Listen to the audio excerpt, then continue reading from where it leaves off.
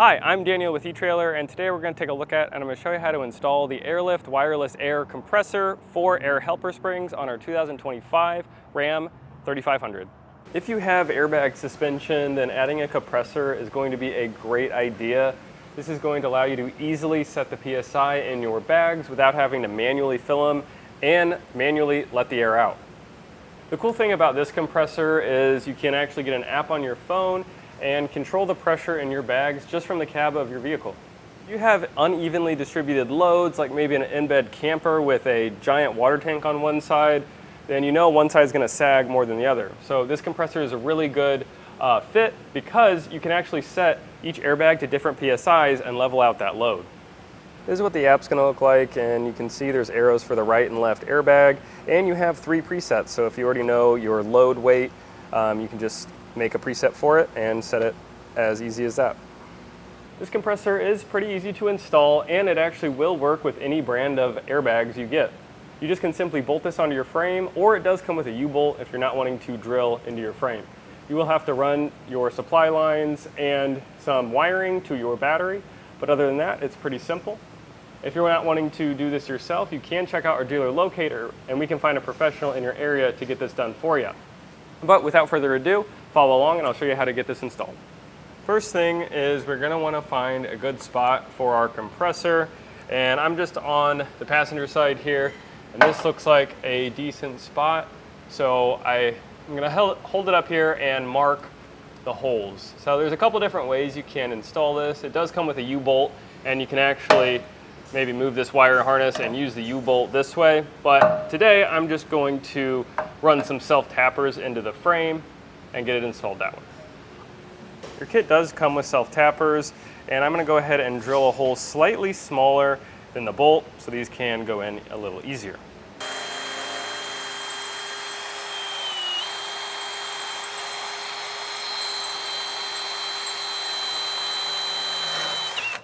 And now I'll go ahead and get this secured in place.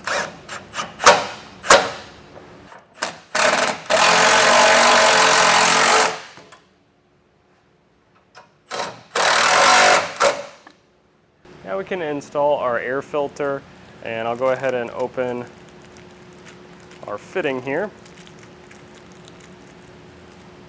and get this threaded on the back. I'll go ahead and get a clean cut on this line with some tubing cutters. Make sure it's free of burrs and straight, and I'll get this pushed on. So our compressor's over here, and you want to put this in a dry spot that is usually high up. So I'm thinking about putting it in this area. So there's already a hole in the frame, and I'm going to push this through and see if that is secure. So it looks like it pulls out a little bit, so I'm actually going to clip off some of these ends here.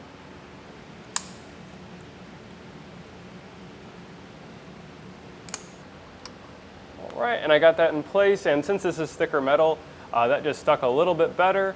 I'm going to go ahead and zip tie this as well, just to make sure it's secure. Now I'll go ahead and run this line over to our compressor.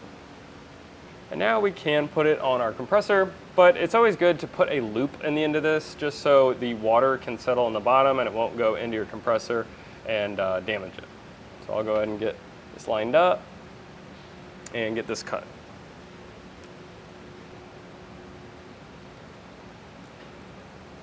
I got our harness here, and one side is going to have a plug and you're going to have a red and black wire. So I'm going to go ahead and get these stripped.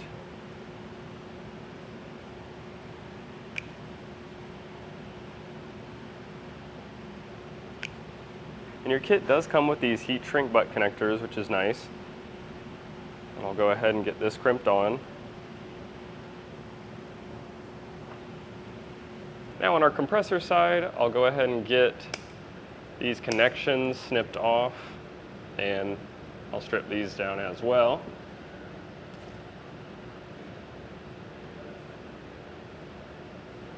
Go ahead and connect the red to red and then the black to black.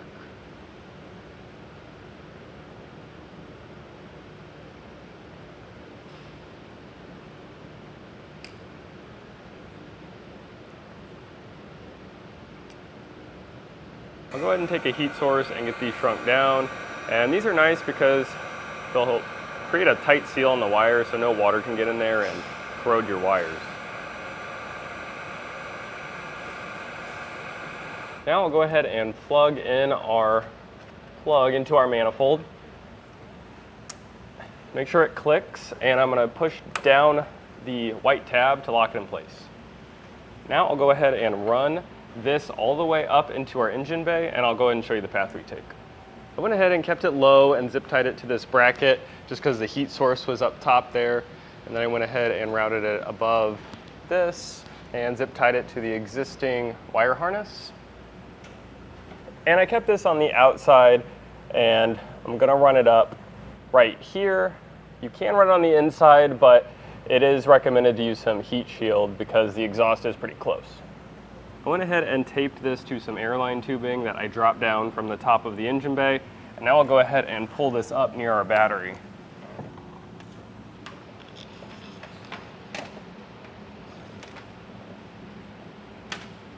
I already took the battery cover off of our positive post.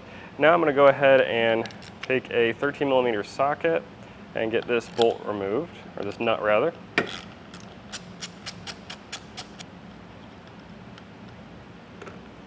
You're going to want to pull most of the slack out of your harness and zip tie it up here just so it doesn't keep falling back down.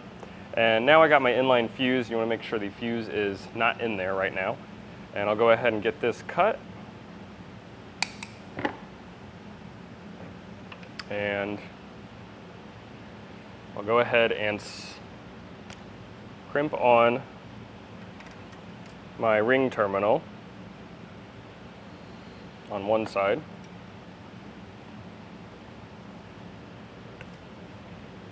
And on this other side, I'm going to go ahead and use a butt connector. Get this crimped on.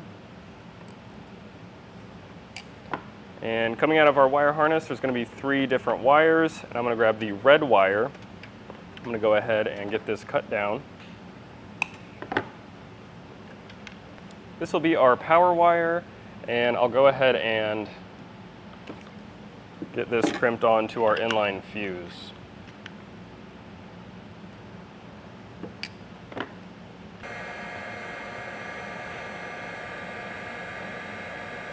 I'll put this back on the positive terminal and get our nut tightened back down. Now I got a 10mm socket, and I'm going to take this bolt off for our ground.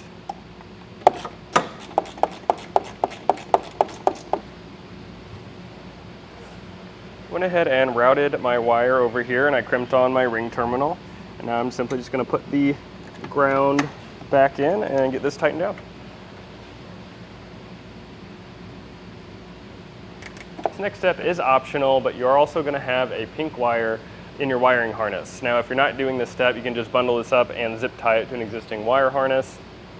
But we're going to run this to our fuse panel, and this is going to allow the vehicle to only fill up the airbags when the vehicle is running, so it doesn't drain your battery.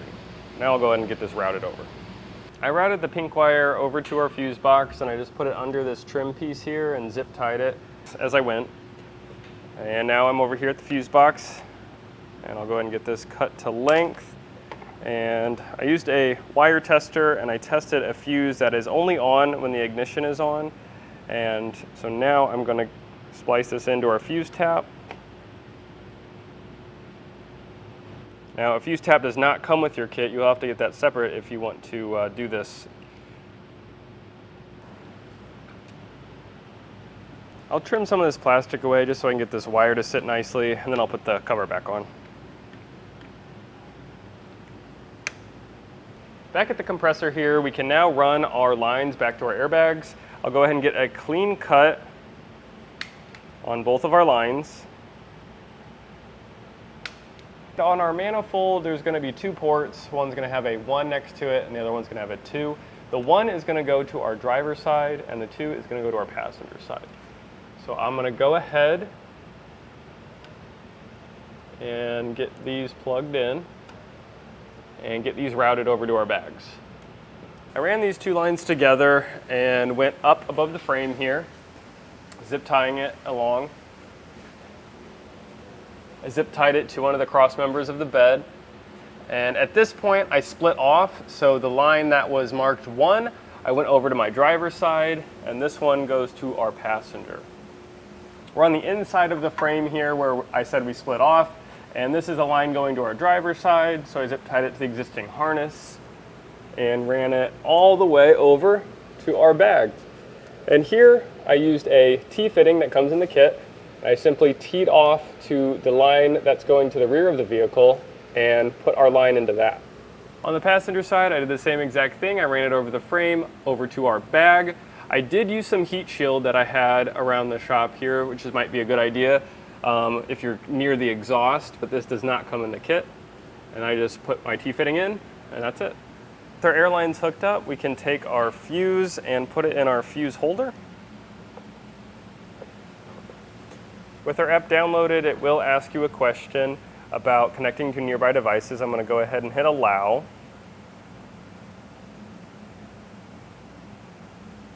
And it will pop up for our specific one, so we'll go ahead and click that. If you're having any issues getting this connected, then make sure your Bluetooth is on, and it will prompt you to hit pair, and we went ahead and got ours connected. I'm just going to go ahead and hit the middle arrow and they'll fill simultaneously.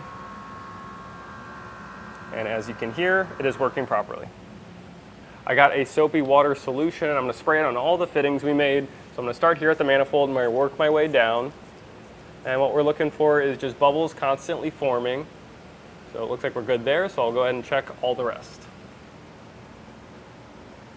Once we've determined there is no leaks in our system, you're good to go. And if you have any further questions, then please feel free to reach out to us at etrailer. And that has been a look at the Air Lift compressor on our 2025 Ram 3500.